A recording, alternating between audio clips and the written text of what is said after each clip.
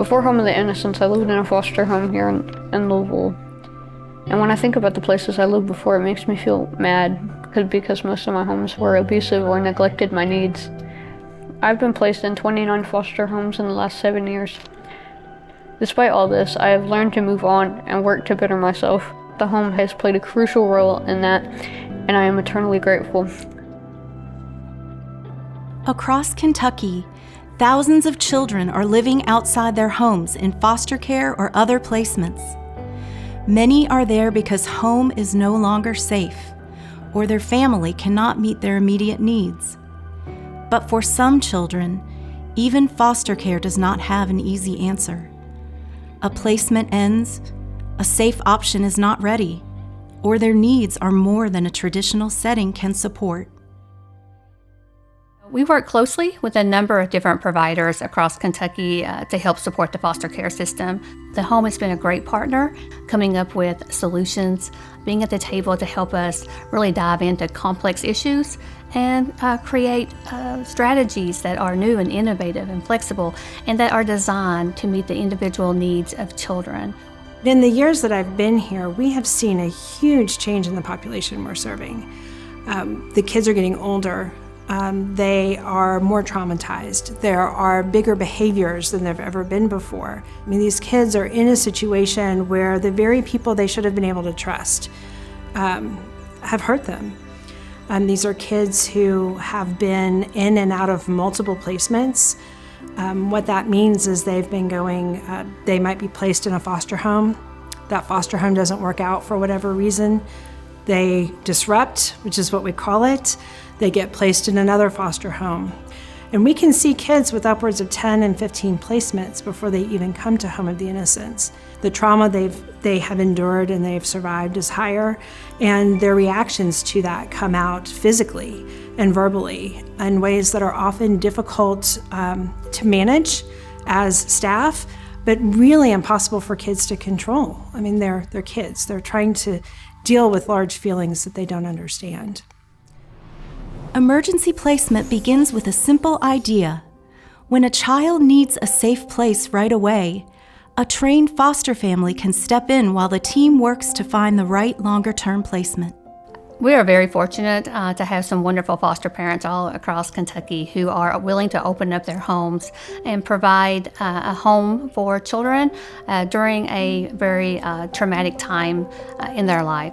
We've been able to really recruit foster homes who are interested in helping these very short time placements, 30 days, of kids who might be going to sleep in an office, might be going to sleep in a conference room because there's just not a placement for them.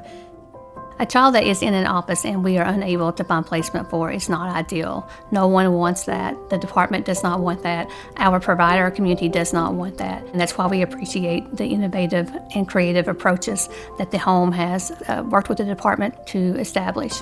We're increasing the amount of support that they get, and we're really working with these families to stabilize these youth so that they can go into a more permanent placement.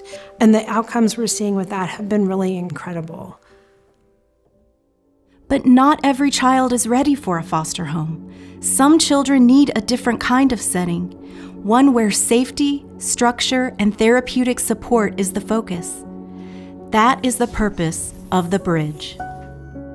The Bridge program with the home, this pilot has been designed to serve youth with complex behavioral health needs. It is a structured environment, more clinical services, more supports, and we're seeing that these smaller settings with more structure has been very successful at serving this population of young people.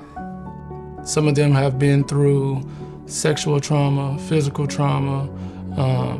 Some of them have been in state custody.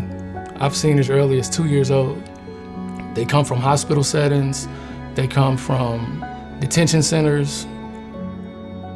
So with the Bridge program, they're getting more group therapy. They're getting more family therapy, everything designed to really help them heal.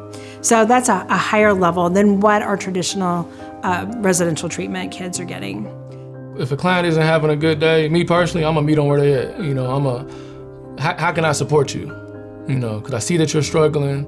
I see that you don't want to participate in structure. I see that you don't want to do your hygiene. Well, let's go on a walk, would that help? Let's go outside to the garden, just to see. Let's go shoot some hoops. Something to take their minds off of what they're going through in the moment, so they are able to turn their day around.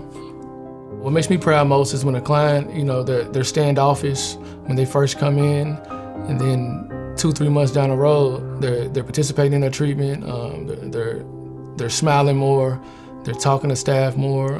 They're getting their needs met because they are using their words. They are asking for help. Our goal really is to envelop them with the services they need, with the stability they need, and get them ready to step down to a lower level of care. These two programs look different, but they are answering the same urgent need. Emergency placement opens a home to children when there may be nowhere else to go. The bridge gives a child a safe, structured place to stabilize when their needs are more complex. In both places, the goal is not just placement. The goal is to help a child prepare for what comes next. We are creating a system of care throughout the state of Kentucky that is going to be able to better serve children and families throughout the Commonwealth. And we are very excited to be able to be doing that alongside great partners like the Home. We're going to continue the great work that we do to try to find innovative ways to help children and families. We know we can come up with these solutions, and we're going to, and we're going to do it together.